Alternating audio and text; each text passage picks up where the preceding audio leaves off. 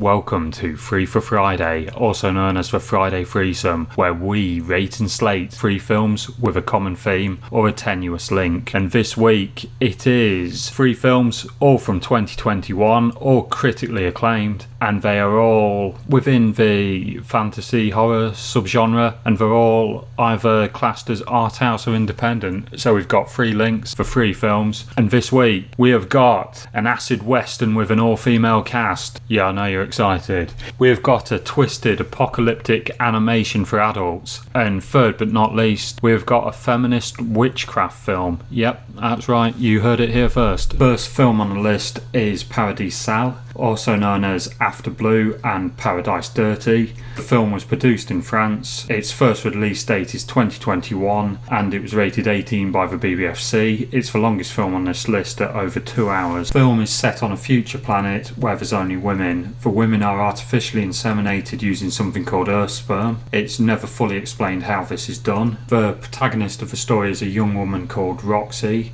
also nicknamed Toxic by a group of bullies, and she's walking on a beach and she finds a woman who's buried up to her neck in sand, and the woman says, "If you free me, I will give you 3 wishes." Personally, I preferred Blue Genie and Aladdin. The genie-like witch then goes on to murder every single woman on the beach, apart from Roxy, and the genie woman says, "That's what you wanted, that's one of your 3 wishes." This is a theme which goes all the way through the film, assuming that Roxy somehow has evil intent. It's another thing about this film which is unclear and open to interpretation. We find out that the woman is named Kate Bush, and also by a Polish name which I'm not going to pronounce. Later on she gets away and Roxy goes on trial after being tortured by what is effectively a council of witches.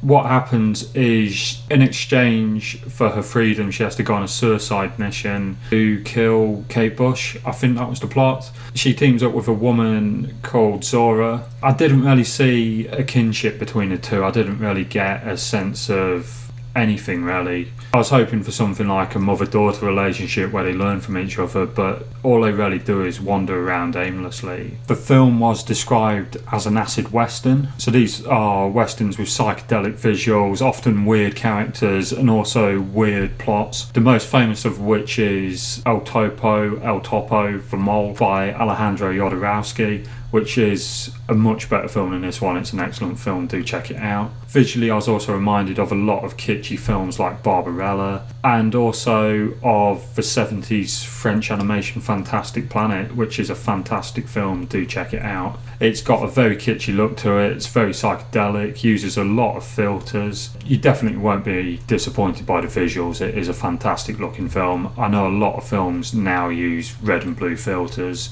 but this one does it a lot better than most films. Also, the soundtrack is incredible. It's probably the best thing about the film. It's very much inspired by 70s and 80s synth, like people like Giorgio Moroder and Morricone from that era, and Vangelis. Also of 70s French disco.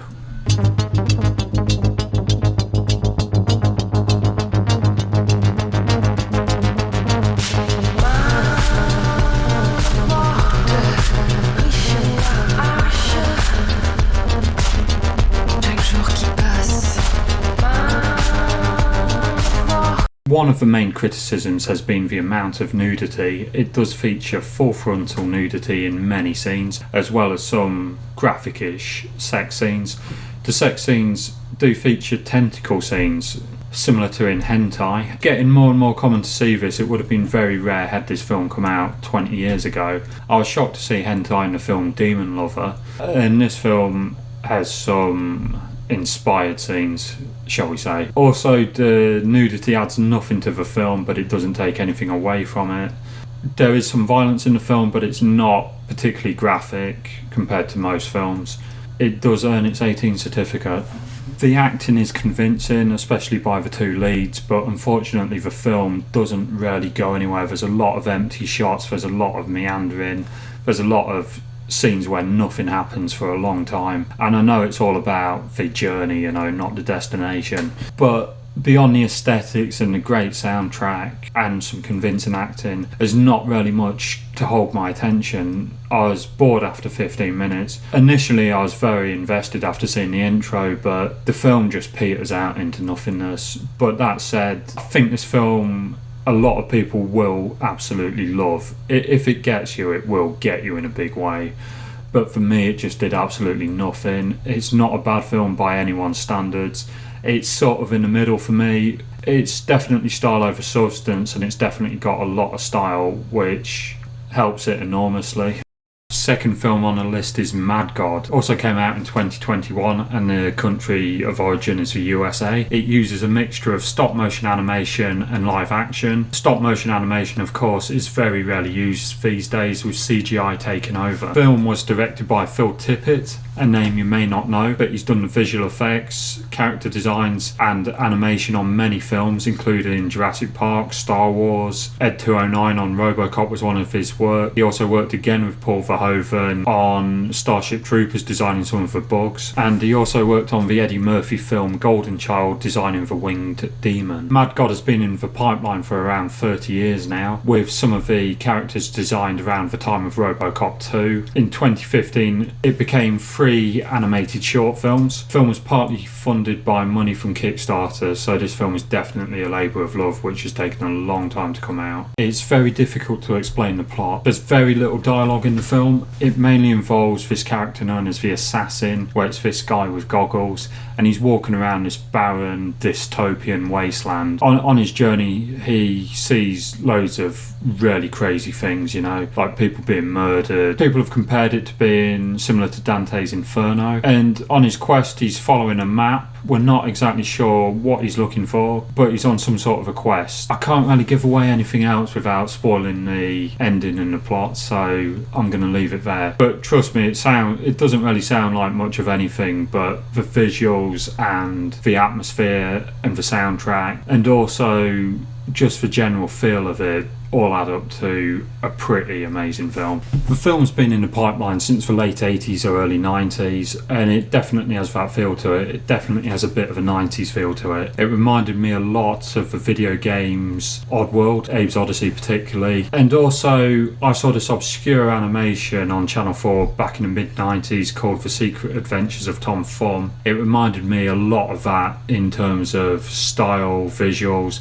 also the theme of it, of like just this explorer moving through this strange land. It's got very much a dystopian feel to it, as well as a cyberpunk feel. In terms of cyberpunk, it reminded me obviously of RoboCop and Terminator, but also stuff like Hardware by Richard Stanley, the films of Shinya Tsukamoto, particularly the Tetsuo series of films. There's also comparisons to be made to Richard Stanley's Dust Devil. Got that sort of violence to it, but also a sort of, in a way like the film After Blue, it's almost like a western as well. This is another film with a great soundtrack, and here's a sample clip.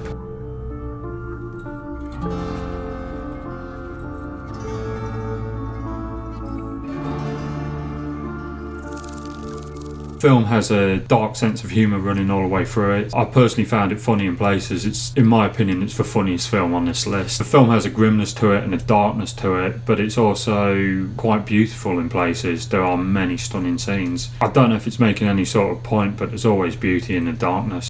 She Will is about an ageing actress played by Alice Krige. After a double mastectomy, she goes away with her carer to this strange retreat in the Scottish Highlands. A lot of things aren't explained in this film. I'm not sure if it's better for it. We don't know why at this retreat they do ritualistic practices like this one involving crystals. During her stay at this retreat, a lot of weird stuff keeps happening. We know it's not the Hilton. The film has a bit of a creepy atmosphere, and due to its theme of witchcraft, it's going to suffer from comparisons to 2015's The Witch, which is another film with a genuinely creepy atmosphere, and I think a better film than this one. But it's like comparing apples to oranges. It's not quite the same thing. This is more of a dark psychological thriller than an out-and-out horror film, although there are many horrific scenes in the film. Alice Krige plays an actress called Veronica Gent. We learn that she appeared in a film at the age of 13 called Navajo Frontier.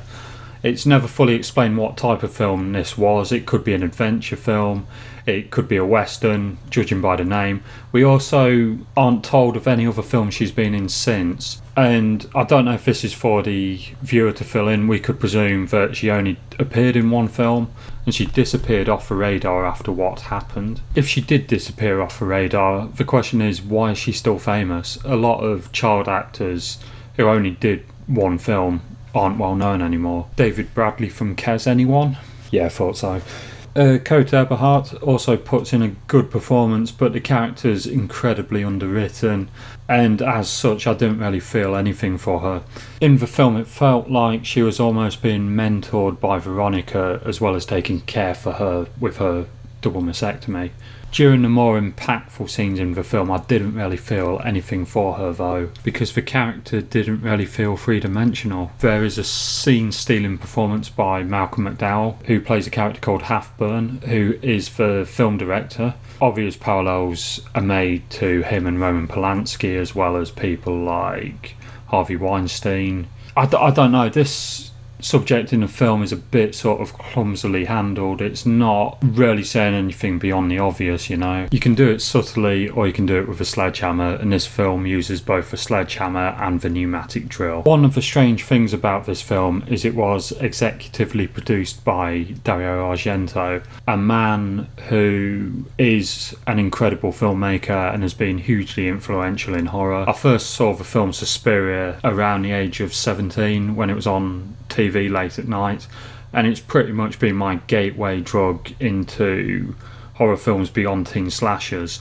I'm not going to discredit his filmmaking or anything like that, but I find it a bit of a weird contradiction in that in his films he cast his daughter Asia, and she would often be stalked and slashed and I think in some films sexually assaulted, which is a bit weird. And also with regards to his daughter, there's just 4 words on a hashtag I've got to say: an AR, Asia Argento, me too. The film is set in the real world, but it also features a fairy tale element as well as a folkian element. It's definitely rooted in folklore. The cinematography is excellent with many great scenes. It's very much understated. It features a score by Clint Mansell, which is fantastic. It's inobtrusive, got like a choral feel to it. It's also sort of in many ways classical. I thought it was forgettable in places and unforgettable in other places.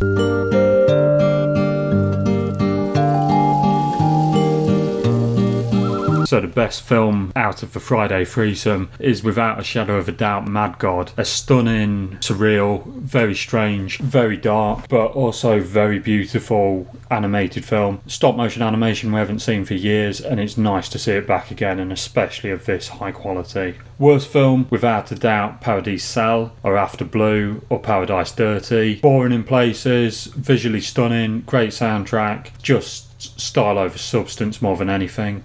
And sort of in the middle is She Will, a film which has been critically acclaimed by everyone from Mark Commode through to magazines like Sight and Sound, and it's also won a few awards. Personally, beyond the acting, I mean, Alice Krieg's fantastic, Malcolm McDowell's fantastic, Rupert Everett wasn't really given much to do. I think story-wise we've seen it all before and it's quite clumsily handled. We've seen a similar sort of thing in a film called Darling, which oddly enough draws influence from Roman Polanski's Repulsion. She Will, I thought, looked great, it sounds great, it just doesn't do anything for me really. But I would say all 3 of these films are worth watching. Really your mileage is going to vary on them. Some people will say She Will's the best film on this list, some people would say Paradise Cell is, some people would say Mad God is. For me it's Mad God, She Will, After Blue, Paradise Cell, in that order. But all of these films are well worth checking out. If you've enjoyed this video, let me know what you think. Did you have a favourite film on this list? Did you hate all the films on this list? Do you think I'm totally wrong and talking out of my rectum and Paradise Cell's the best film? Feel free to disagree. I thank you yet again for watching because I just appreciate it, you know, I just love it.